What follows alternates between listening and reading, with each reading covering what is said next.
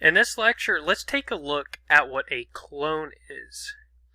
So if we want to actually take the value of a variable without taking ownership, we can perform a clone, which performs a deep copy. And what this is going to do is it's going to take the values from the variable we are referencing and copy them into a new variable. Doing a clone may be expensive, but let's check out how it works. So I'm going to take all this code, I'm going to copy it, and then I'm going to comment it out up here, and we're just going to print it down here. So we have the same thing so far, but now we want to do a clone on X, and then we want to clone on Y. So now if we do this, and you know what, let's actually go ahead and let's print out all of them real quick, just to make sure that everything works.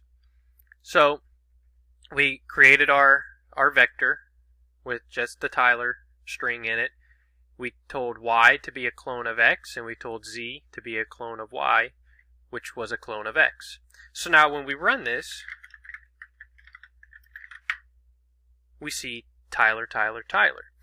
So what this means is we completed a deep copy of X, and we were able to assign the string of Tyler to Y and Z.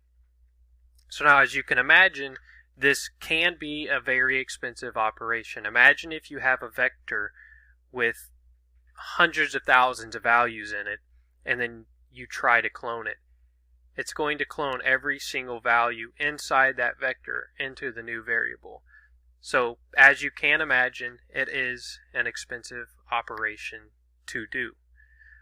But let's look at what a copy is in the next lecture.